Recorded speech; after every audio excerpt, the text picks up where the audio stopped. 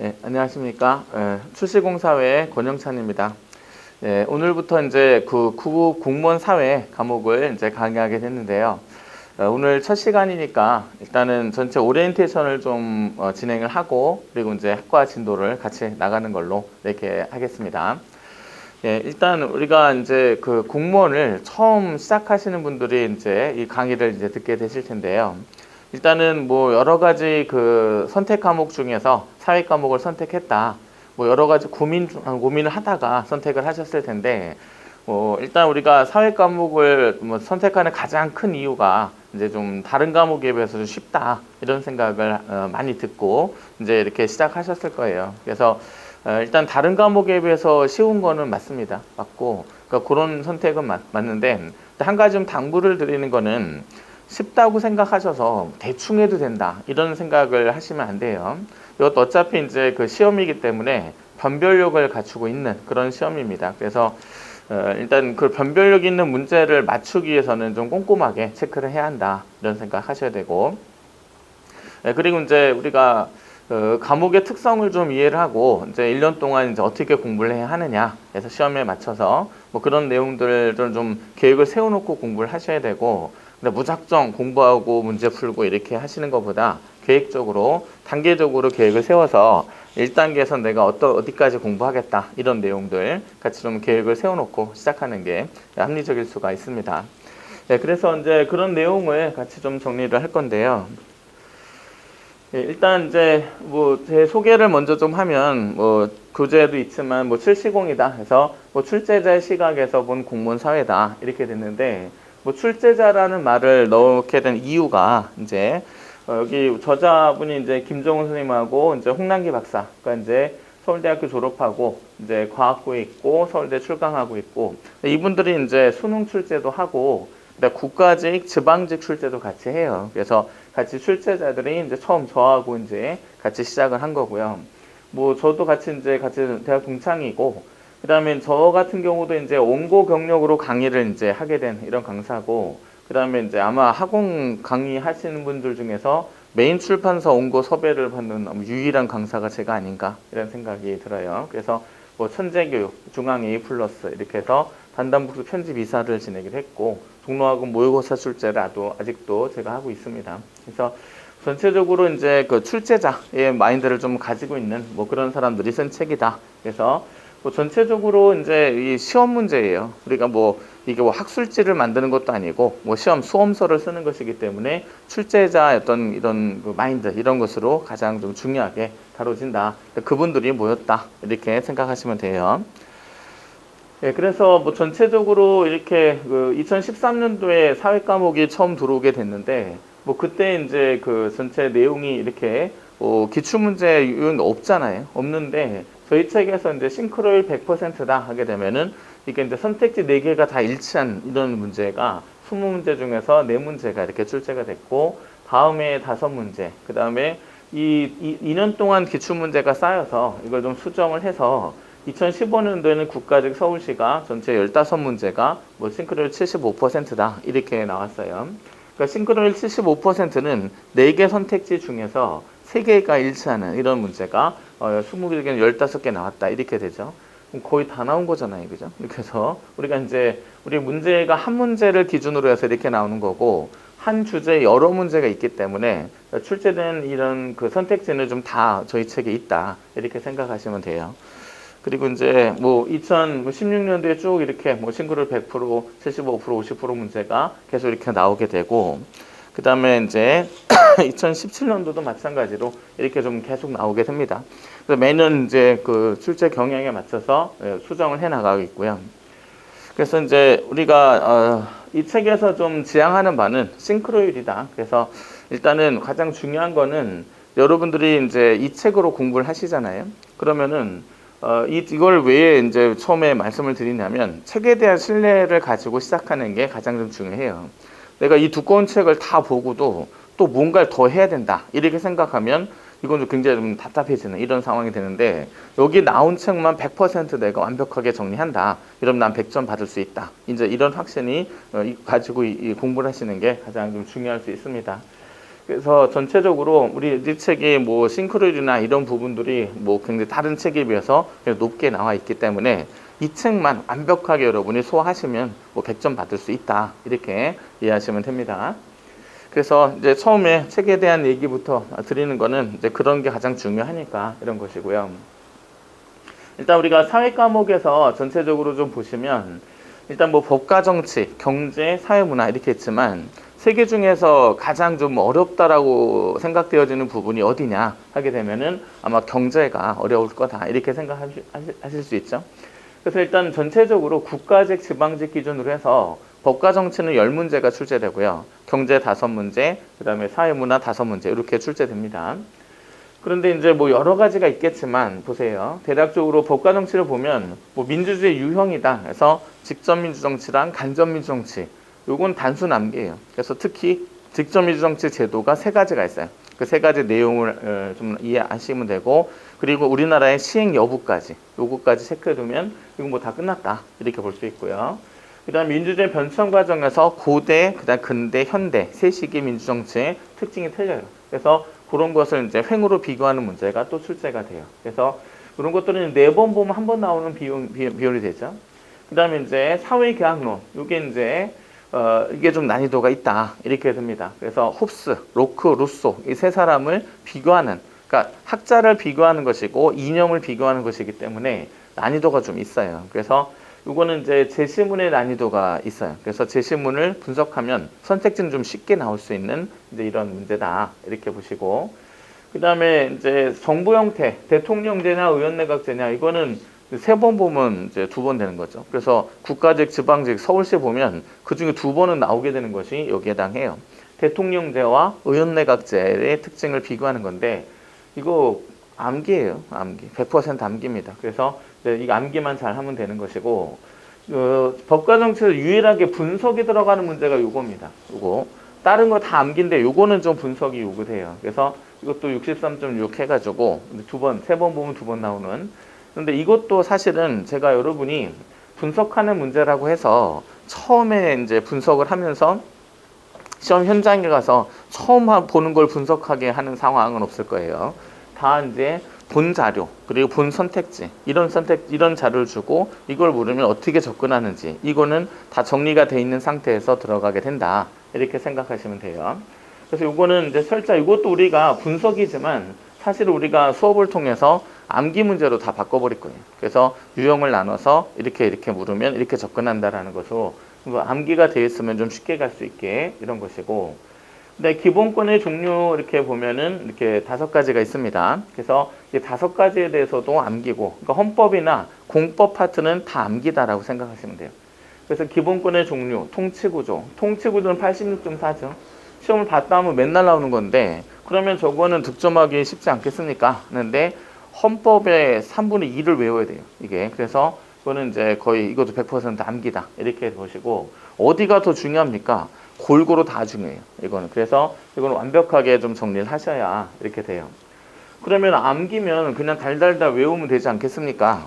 법과 정치는 암기인데 내용이 많아요. 그러니까 많은 부분을 암기를 한 거를 1년 이상 내가 가지고 있어야 된단 말이죠. 그러면 단기 기억으로는 안 되고 장기 기억을 가지고 있어야 내가 이 문제를 해결할 수 있다 이렇게 되는데, 장기 기억을 하기 위해서 필요한 것이 뭐냐면 이해예요. 그러니까 이해가 바탕이 되고 나서 이제 이 암기를 하게 되면 까먹어도 찾아나가는 길을 가지고 있어요. 그래서 이제 떠올릴 수 있고 다시 그걸 여러 번 떠올리는 연습을 하게 되면 이제 더 이상 까먹지 않는 이런 지식이 된단 말이죠. 그래서 그런 부분들을 하기 위해서 필요한 게 이제 제 역할이죠. 그래서 여러분이 그냥 혼자서 한다면 그냥 모르고 암기하고 며칠 있다 까먹고 한 달 후에 까먹고 다시 또 암기하고 이 외워도 자꾸 까먹어요. 이렇게 된단 말이죠.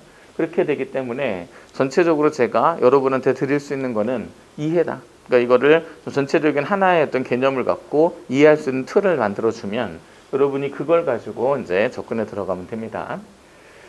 예, 그 다음에 이제 뭐 민법의 기본 개념, 기본 원리, 상속의 계산, 불법행위 손해배상, 부동산 임대차까지, 여기는 민법에 관련된 것도 무조건 10문제 중에 1문제 또는 2문제까지 출제돼요. 민법은. 그래서 민법도 이제 계산 문제 있고, 그 다음에 손해배상에 관련된 거, 문제가 생기면 누가 책임을 져야 되느냐, 얼마를 책임을 져야 되느냐, 상속 얼마를 받아야 되느냐, 이런 거 이제 다 계산할 수가 있어야 합니다.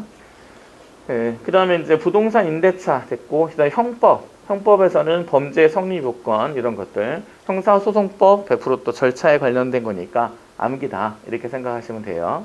사회법은 우리가 소비자법, 그 다음에 노동법, 그 다음에 이제 교육에 관련된 거 이런 것들을 좀 배우게 되고, 국제법도 비중이 높죠. 이렇게 해서 수능에서는 국제법 비중 높지 않은데 공무원 시험에서는 국제법은 항상 한 문제나 두 문제까지 꼭 나와요. 그래서 이것도 이제 반드시 좀 정리가 돼야 합니다. 그래서 전체적으로 이런 내용들이 이제 주가 돼서 하게 되고, 내용이 많아 보이지만 사실은 다 이 안에서 출제되는 이런 내용이에요. 그래서 이 정도 우리가 정치 파트, 법 파트, 법에서 헌법이냐, 민법이냐, 뭐 사회법이냐 이런 것들을 좀 잘 정리해서 갖고 계시면 됩니다.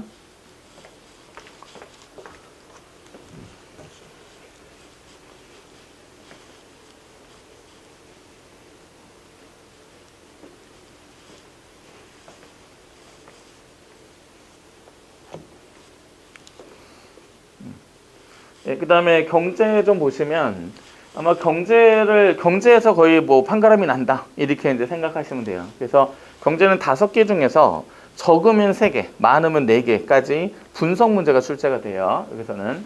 근데 여기서는 우리가 암기를 통해서 접근할 거 하고, 그 다음에 분석을 해서 접근할 거 좀 구분을 하면, 민간경제 흐름들 암기고요. 직접 생 앉아서 암기고, 시장의 종류 암기입니다. 근데 여기서부터는 분석입니다. 여기 분석 이런 거. 그 다음에 시장 실패 이것도 이제 개념인데 이 케이스 문제로도 나오고 그래프 문제로도 나와요. 그래서 이렇게 유형이다. 그 다음에 정부의 시장 개입, 암기, GDP 계산 분석, 그 다음에 명목 GDP, 실질 GDP 분석, 그 다음에 실업 통계 분석, 통계 문제, 이것도 통계잖아요. 그죠? 이렇게 되고, 거시경제지표, 경제 안정화 정책, 자유무역 이런 거 다 암기고, 국제 수지도 이제 통계 문제 나와요. 환율도 분석 문제 나옵니다. 이렇게. 그래서 거의 분석이고, 우리가 이제 나머지는 암기로 좀 하게 되는 이런 상황이 되는데, 경제 보세요. 우리가 법과 정치는 암기하세요. 제 수업을 듣고 이해를 바탕으로 해서 암기를 해 놓으시면 되고, 경제는 수업을 듣고 이해를 했다 했어도 문제가 안 풀릴걸요. 이게 안 풀려요. 그러니까 우리가 법과 정치는 한번 수업 듣고 암기해 놓으면 문제 풀면서 정답을 맞춰 나가면서 이제 복습이 돼요. 근데 경제는 수업을 다 완벽하게 이해했어요. 이해했는데 그리고 나서 문제를 풀면 안 풀려요. 이게. 그러니까 그거는 원래 당연한 겁니다. 그래서 1회독, 2회독 하실 때까지도 경제 문제가 안 풀릴 거다라는 생각은 하셔야 돼요. 이게. 그렇게 되고, 그리고 문제풀이, 기출문제 풀고, 예상문제 풀고, 실전문제 풀고 이렇게 될 때 예상문제 푸는 후반쯤 가서 이 경제 문제가 아마 보이실 거예요. 이게. 그래서 이 경제 문제는 좀 단계별로 생각하셔야 돼요. 처음에는 안 풀린다. 이게 당연하고, 처음에 경제 문제 안 풀리면 고민이 굉장히 많아져요. 이게. 그래서 이걸 내가 계속 해야 되나? 이거 이해했는데 왜 답이 안 나오느냐? 이렇게 생각하시겠지만 그거는 원래 당연한 거예요. 경제는. 그래서 아마 2회독에도 안 풀리실 겁니다. 답 틀릴 거예요. 근데 이제 기출문제하고 예상문제까지 그때까지 가면 이제 이거는 이제 마지막에 파이널에서 실전 모의고사 이렇게 해서 시험 모의고사처럼 보게 하잖아요.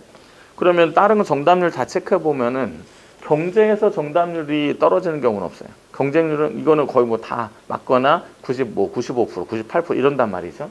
그러니까 경제는 이렇게 생각하세요. 경제는 울면서 시작할 겁니다. 처음에는 문제가 안 풀려서 막 울음이 날고 할 거예요. 근데 나중에 웃으면서 끝나는 것이 경제다. 뻔하다. 이렇게 보일 거란 말이죠. 그래서 경제 문제가 뻔해질 때까지 공부를 하시면 그때 가서는 이제 가장 쉬운 게 경제다. 이렇게 그래프도 아마 눈으로 보면서 풀실 거예요. 그래서 이게 이제 그런 내용들이 돼가니까 경제는 좀 후반부에 빛을 볼 거다라고 생각하고 계속해서 반복해서 공부를 해나가시고, 또 이런 질문 하시는 분 계세요. 처음에 어차피 안 풀릴 거면 개념만 공부하고 나중에 문제 풀이는 나중에 이렇게 하면 되지 않겠습니까? 처음에 문제 안 달고 가면 뒤에 가서도 안 풀려요. 처음에 안 풀리고 틀리는 경험이 쌓여서 나중에 그게 완성이 되는 것이기 때문에 처음에 계속 틀려도 문제는 계속 풀면서 이렇게 가셔야 합니다. 그래서 경제는 이렇게 좀 이해하시고요.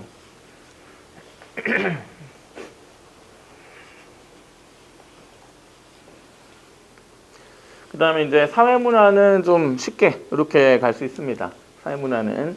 그래서 여기서는 이제 뭐 양적 연구, 질적 연구 이렇게 해서 연구 방법에 관련된 거, 특히 기능론, 갈등론 이런 거는 거의 시험만 봤다면 나오는 이런 내용이고, 사회문화는 제가 좀 상담해드리면 요 안에 5문제가 다 이 안에서 출제되고요. 구석진 거 안 나와요. 안 나오고 다 났던 거 계속해서 반복적으로 출제가 되기 때문에 사회문화는 좀 나오던 거 중심으로 해서만 간단하게 정리하시면 되고, 이거는 아마 오늘 제가 수업 다 해드리면은 아마 내년 후년까지 기억 못할 거 없을 거예요. 이해하기 쉬워요. 그리고 이제 내용도 많지 않고 제목이 거의 이 특성이 설명되어 있는 이런 경우가 많기 때문에 정확하게만 잘 해두시면 되고, 이거는 제가 한번 당부의 말씀을 드리면 이거는 쉽습니다. 근데 이제 어떤 것이 문제냐면 이게 국어사전적 의미로 이제 이 용어들을 접근해서 내가 알고 있는 거를 안다라고 착각만 안 하시면 될 것 같아요. 그러니까 우리가 이 학자가 이 사회학 용어를 처음 만들 당시에 특정 시대의 특정 사회 현상을 설명하기 위해서 만든 거예요, 이게. 그래서 이 개념들이 어느 시대 어떤 현상들을 설명하기 위해서 만들었는가, 이 부분 그거를 좀 관심을 가져가면서 공부를 하셔야 선택지에서 예민한 부분도 틀리지 않을 수 있어요. 그래서 이제 그게 사회학 공부예요. 사회학 공부는 용어 하나 갖다 놓고 외워가지고 그냥 이렇게 가만히 있는다. 이거는 국어 단어 공부죠.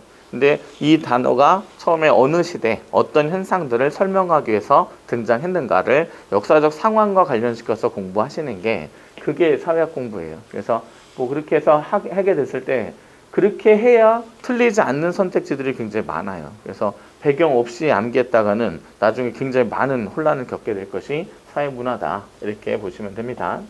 뭐 더 설명할 건 없어요, 여기서는. 그래서 이 정도 우리가 간단하게 이렇게 잡아두시면 됩니다.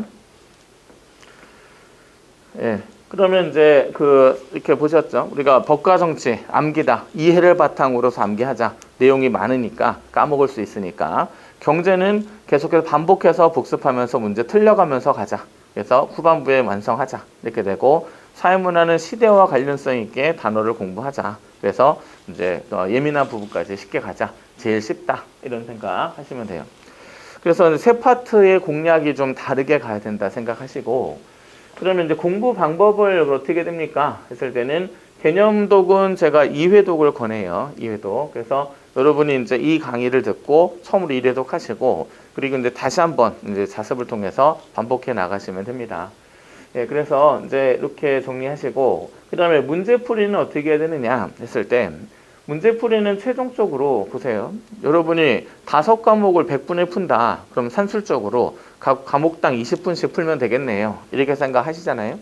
근데 사회 과목은 대부분이 이제 마지막에 푸세요. 마지막에. 그래서 다른 거 다 풀고 시간 딱 남기고 이제 사회를 풀게 되는데, 그때 20분이 안 남아요.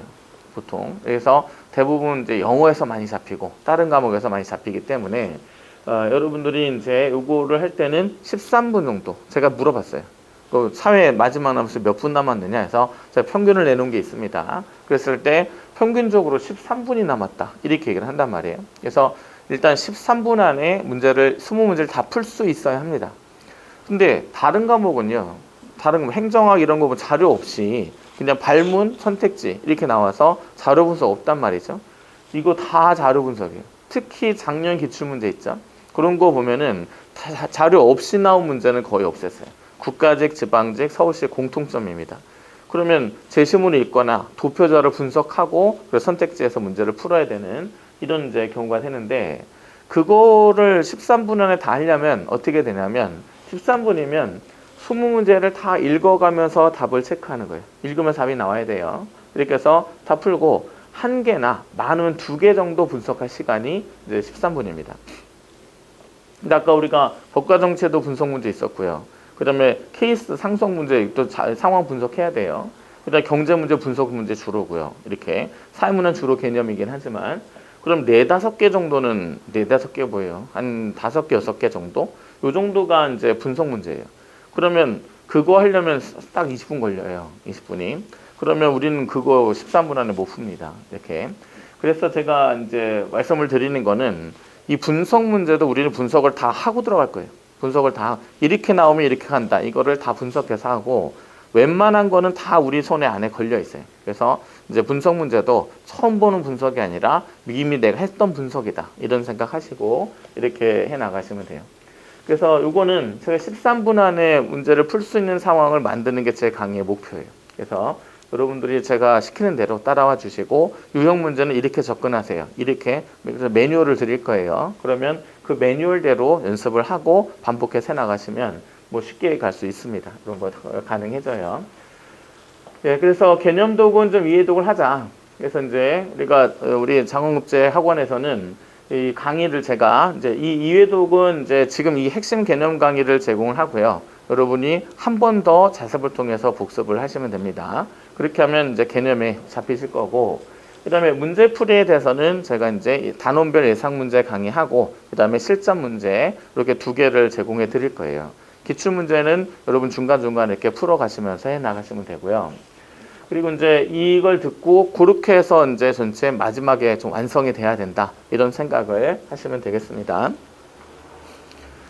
예, 그래서 2회독은 출시공 핵심 개념 강의, 이 강의입니다. 이 강의로 1회차 하시고 독학으로 2회 반복하시면 돼요. 이렇게 해서 두 번 정도 하셔야 개념의 틀이 좀 잡히게 된다. 이렇게 보시고, 그 다음에 문제풀이는 13분 안에 풀기 위해서는 이제 우리가 이제 예상 문제풀이 1월 달에 제가 제공해 드릴 거예요. 그래서 이 예상 문제 집이 싱크로율이 가장 높은 문제, 아까 앞에서 싱크로율 체크해 드린 그 책이에요. 그럼 매년 교체합니다, 문제. 최근 선택지 다 넣어드리고 이렇게 해가지고 싱크로율을 저희도 높여서 홍보해야 되니까 이 책에 좀 많이 열을 올린단 말이에요. 그러면 이 책을 갖고 공부를 하시는데, 이 책은 요 강의 있죠? 요 강의는 여기서 완성을 하신다 생각하셔야 돼요. 여기서 완성을 하시는데, 이게 뭐가 문제냐면은 개념독이 충분하지 않으신 분은 이 강의에 적응을 못 하세요. 뭐 법과 정치까지는 어떻게 따라와요. 그리고 이제 경제에서 무너져요. 이렇게 되고 사회문화 또 따라가면 되는데 경제에서 멘탈이 붕괴되니까 이게 따라오지를 못하는 이런 상황이 발생한단 말이에요. 그래서 제가 개념독을 2회독을 강조를 하는 게 여기서 완성해야 합니다. 그러려면 개념이 한 60% 70%까지는 올라와 있어야 돼요. 그 상태에서 이걸 들어야 여기서 적응을 하고, 그리고 여기서 적응을 하고 이 책으로 두 번, 세 번 반복하세요. 그러면은 끝나요, 사회는. 그러면 이제 이렇게 해서 여기서 끝내고 실전 문제 풀이해서 내가 완성을 하겠다. 이건 아니에요. 여기서 끝내고, 그래, 여기서는 그냥 시험을 보기 전까지 감 떨어지지 않게 동료 모의고사 봐가면서 내 실력 체크하고 문제가 되는 거 체크하고 이게 보완을 하는 것이고, 여기서 완성이 돼야 합니다. 그럼 예상 문제에서 완성이 되려면 여러분이 개념독을 좀 충실하게 해야 된다. 이 생각을 반드시 하셔야 돼요. 그래서 뭐 그런 내용 중심으로 해서 이렇게 해 나가시면 됩니다.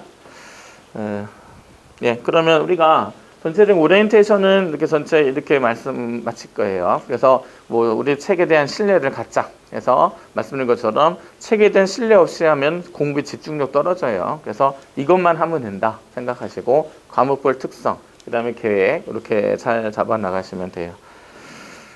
예, 그래서 전체 계획을 좀 이렇게 잡으시고요.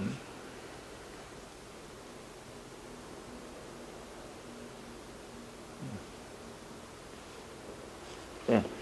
그러면 우리가 이제 법과 정치, 이제 우리가 바로 개념 바로 들어가겠습니다. 일단 우리가 이제 법과 정치는 보시면 전체적으로 뭐 20강 우리가 이렇게 구성되어 있는데요. 일단 1강부터 7강까지가 정치 파트에 해당합니다. 그래서 정치 파트 가볍게 이제 치고 나가시면 되고요. 그 다음에 이제 우리가 8강부터 이제 10강까지, 여기까지가 이제 우리가 헌법 파트, 그 다음에 12강부터가 이제 민법 파트, 그다음 15강이 이제 14강, 15강이 공법에 해당합니다. 그래서 우리가 이제 그런 식으로 해서 뒤에 마지막에 사회법, 국제법까지 이어져요. 그래서 지금부터는 이제 우리가 정치 파트를 먼저 1강부터 7강까지 본다. 이렇게 생각하세요. 그럼 우리가 1강에서 먼저 좀 봅시다. 1강을 이제 보시면 세 가지 문제 정도 대비하셔야 돼요. 일단 여기서는 국가 현상설과 집단 현상설을 비교하는 문제가 출제가 됩니다. 요게. 그래서 요거는 난이도 하예요. 그럼 잘 보세요. 이제부터 저랑 이제 계속 수업을 하셔야 되니까 제가 난이도 하로 분류하는 문제는 이거는 선택지가 그냥 한정돼 있다. 이렇게 보시면 돼요.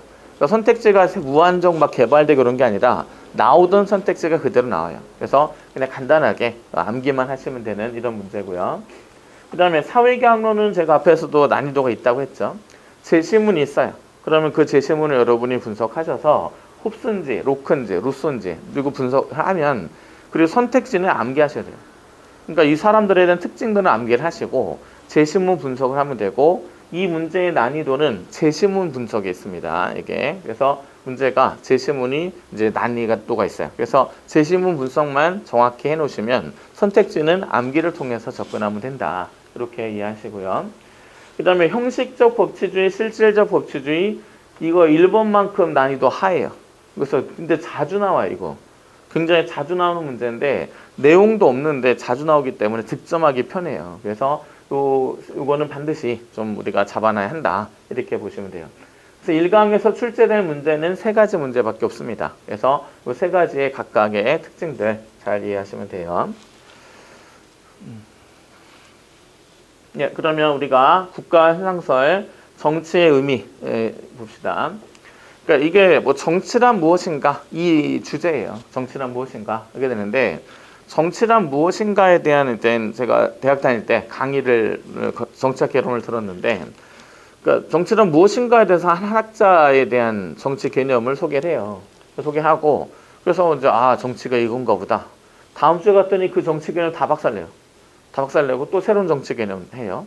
그 다음 주에 또 박살내고 또 새로운 거 하고 한 학기 내내 그러는 거예요.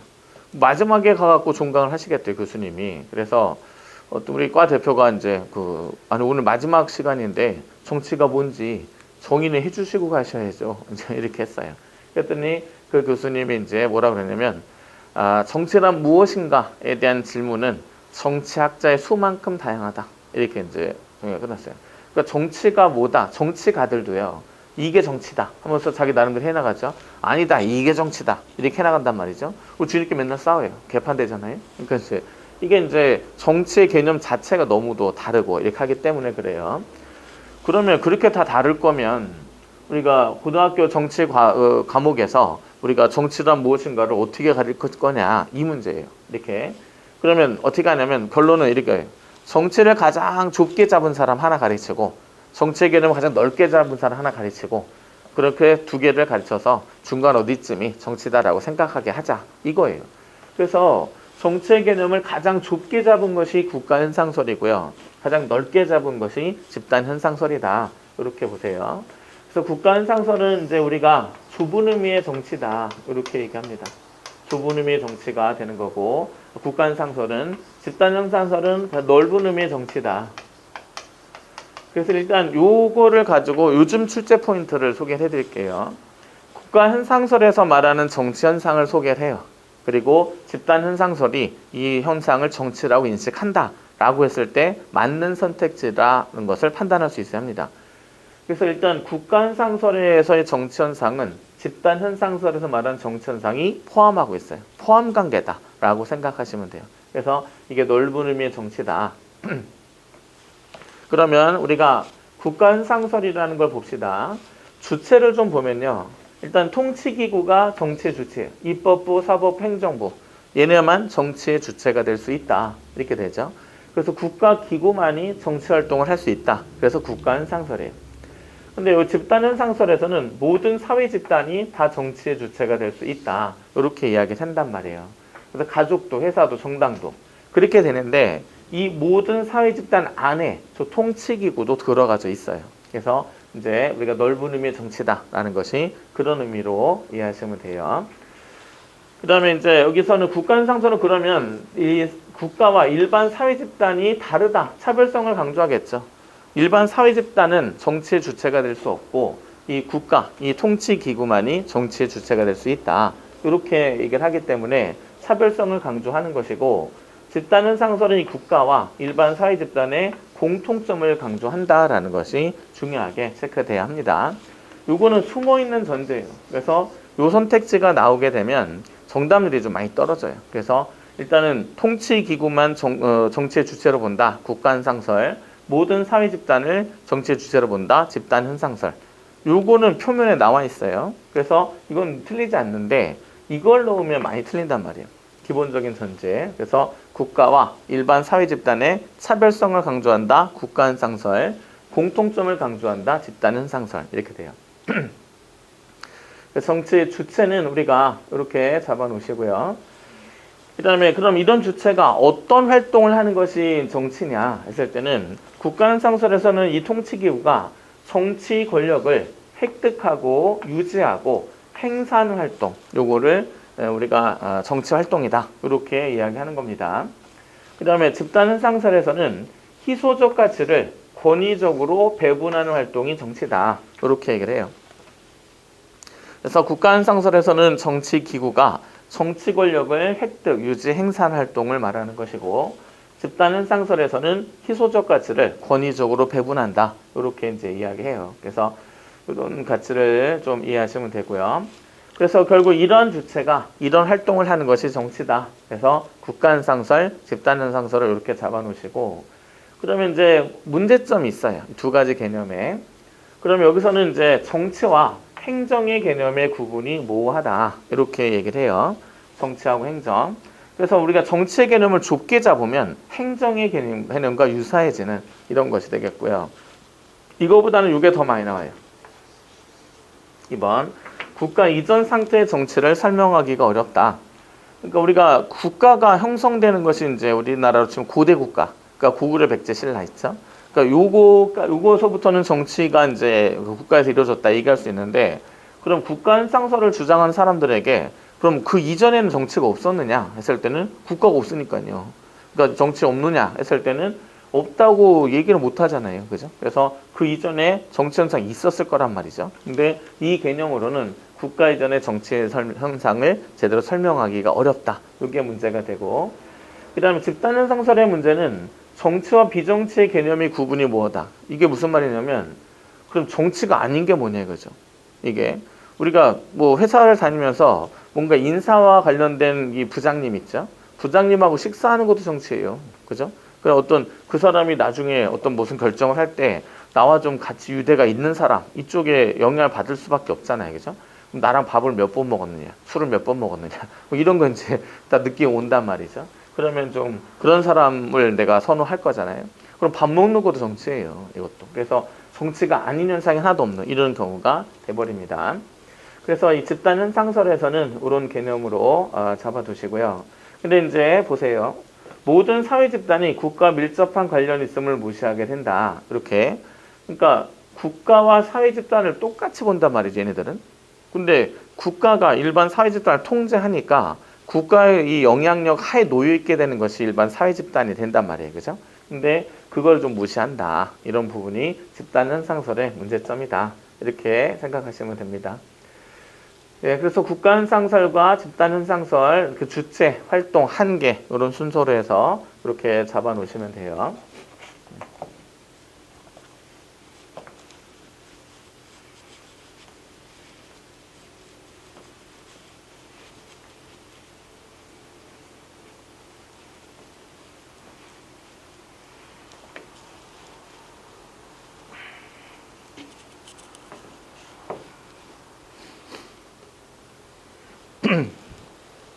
예, 그래서 우리가 이 페이지는 정치 권력에 대한 내용, 우리 정치 권력에 대한 정당성, 뭐 이런 내용들 같이 좀 정리를 해보겠습니다.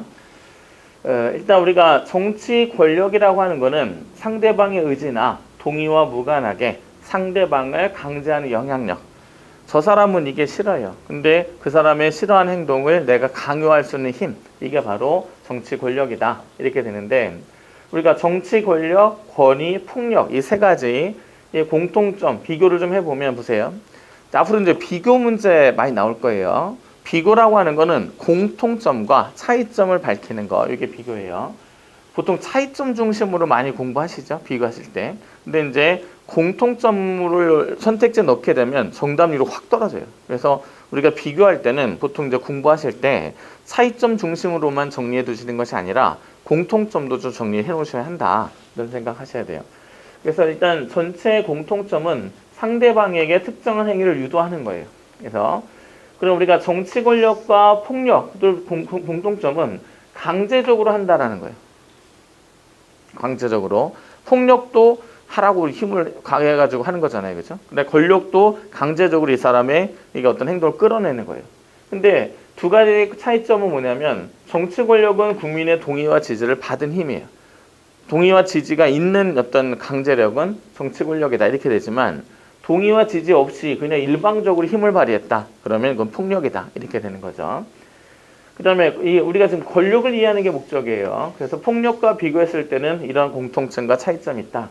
권위와 비교를 하게 되면 우리가 권위가 있는 사람이다. 카리스마가 있다. 이렇게 얘기를 한단 말이죠. 그래서 뭐 카리스마 이렇게 생각하면 돼요. 근데 이거는 강제적이지 않아요. 저 사람이 나한테 뭐라고 하진 않았어요. 근데 내가 저 사람을 따라갈 것 같아요.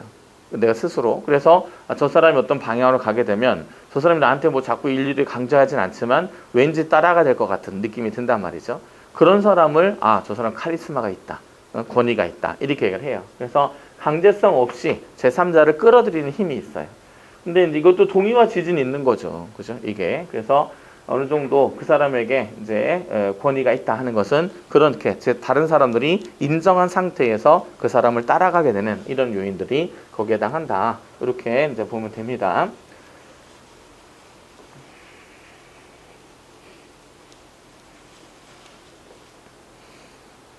네, 그러면 이제 우리가 정치 권력의 개념을 폭력과 그 다음에 권위와 비교해서는 간단하게만 잡아두시면 돼요. 이렇게 되고 선택자 하나 정도로 지나갈 거예요. 그러면 그 개념만 정확히 이해하시면 되겠고요. 중요한 거는 이제 이거예요. 정치 권력의 정당성. 이거 보세요. 누군가 나한테 내가 하기 싫어하는 것을 강제해요. 그랬을 때 네가 뭔데 나한테 이러냐 이렇게 얘기할 수 있겠죠. 그러면 거기에 대한 답변이 올 거예요. 이게 우리가 중세 때부터 봅시다. 중세 이제 우리가 중세 얘기 많이 할 거예요. 이제 뒤에서도. 우리가 중세 유럽에 대한 관심을 여러분이 지금부터 좀 가지셔야 돼요.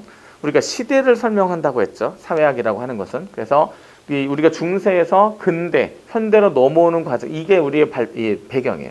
그러니까 여기서 나타나는 현상들을 설명할 용어를 우리가 지금 다 배우는 거란 말이죠. 그러면 이제 이 백그라운드가 되는 이 개념들은 잘 이해를 하셔야 돼요. 그러니까 중세 유럽에 정치 권력을 가지고 있는 사람 딱 한 사람 있어요. 누구냐면은 교황입니다. 교황. 그러니까 유럽의 전체 저기가 많아요. 거기 민족이 있고 민족 단위별 왕들이 있어요. 왕들이 있는데 그 왕들은 정치 권력이 없습니다. 없고 이 전체 유럽의 많은 민족들을 하나의 정치 권력자가 통치하는 텐데 그 사람이 교황이에요. 이게. 그러면 이제 교황이 이제 만약에 교황은 신학에 의해서 중세 유럽을 지배했겠죠. 그러면 만약에 신이 없다라고 주장한 사람이 있어요. 그러면 재판이 어디서 열리냐면 교회에서 열려요. 이 사람 신이 없다고 주장합니다. 여자예요. 마녀다. 이렇게 마귀다. 남자면 마귀가 씌웠다. 이렇게 얘기를 해요. 그럼 마녀나 마귀다. 이렇게 되면 어떻게 되냐면 화형에 처해지게 됩니다. 이게. 그래서 화형대 처했다 칩시다.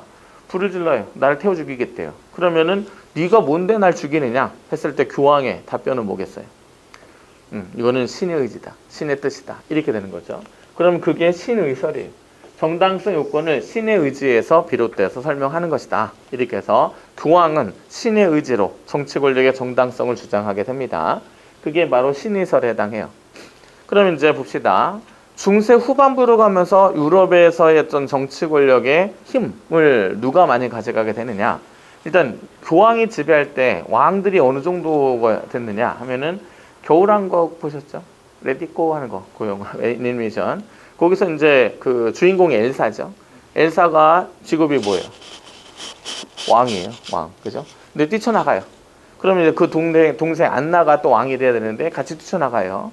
이렇게 해서 성이 비었어요. 비었는데 밖에서 난리 치고 하다가 이제 들어옵니다. 들어와가지고 왕이 돌아왔다 사람들이 좋아하고 파티 열어요. 이게. 그럼 왕이 없어도 되는 거잖아요. 그죠? 굳이 있을 필요 없는 거죠. 이렇게 이게 중세 왕이에요. 있어도 그만, 없어도 그만. 자리 비웠다고 해서 누가 자기가 왕이 되겠다고 쿠데타 일으키는 사람 없었단 말이에요. 그죠? 이렇게 되는 이게 이제 중세 왕에 해당해요. 그러면 이제 그 왕이 이제 교황한테 자꾸 개겨요. 싸워요. 그래서 중세 후반부에 왕권과 교황권의 다툼이 굉장히 많이 발생합니다. 백년 전쟁, 장미 전쟁, 이게 다 그 전쟁이에요.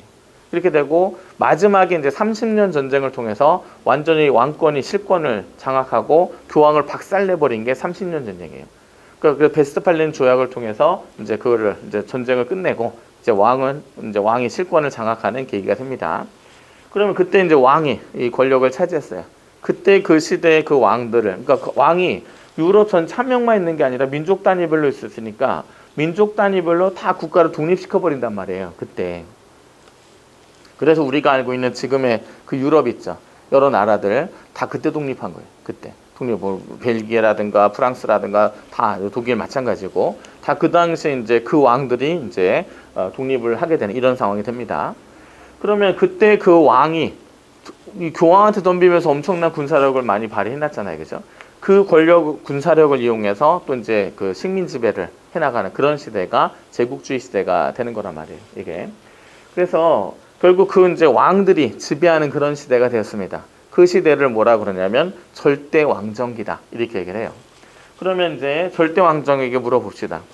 너는 뭔데 또 이렇게 막강한 권력을 네 마음대로 행사하느냐 이런단 말이죠. 그럼 절대 왕정의 답변은 뭐냐? 왕권 신수설. 왕권도 신이 준 것이다. 이렇게 되는 거죠. 걔네도 신이설이에요. 이것도. 그래서 결국 중세 유럽은 신이설로 이제 지배됐다. 교황도, 절대 왕정도 모두 그렇게 주장했습니다. 그러면 이제 우리가 조선에 한번 가봅시다. 조선에 가장 어린 나이에 왕이 오른 사람이 단종. 6살 때 올랐죠. 그 옷도 다 이렇게 그 바닥에 질질 끌고 다녀요. 노인네가 앞에 엎어져 있어요. 엎어져 있으면서 옹알이 합니다, 애가. 그러면 이제 전하 하면서 이제 이렇게 하고 한단 말이죠. 그 조그만 애한테 왜 다 엎드려 있느냐 했을 때 얘가 정치 권력을 가지고 있기 때문에 그래요. 그러면 이 조그만 애한테 왜 정치 권력의 정당성을 부여하느냐 했을 때는 이 나라, 조선이라는 나라는 이성계의 나라예요. 그리고 이성계의 자손들이 이 나라의 주인이 된단 말이죠. 이 어린 왕이 이성계의 후손이기 때문에 정치 권력의 정당성을 가지게 된다. 이게 바로 혈통설이에요. 그래서 이제 우리나라는 동양에서는 보통 혈통설로 이제 이렇게 되는 거죠. 현대 와서도 그런 사람이 있어요. 멀지 않은 곳에. 저기 북한에 올라가 봅시다. 지금 이제 35으로 알고 있습니다. 그 사람이 엄청난 권력을 거기서 행사하고 있다.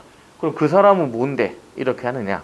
백두혈통이다. 이렇게 되죠. 그래서 근데 그것도 이제 뭐 김일성, 김정일 이렇게 내려와서 혈통을 내려와서 이제 정치 권력의 정당성을 갖는다. 이제 혈통설에 해당합니다. 그래서 이제 그런 건 좀 중세적인 답변들이고요. 근데 보세요. 이제 우리가 근대로 넘어오게 되면서 정치 권력의 정당성에 대한 답변이 달라져요. 이게 신의 의지가 아니다.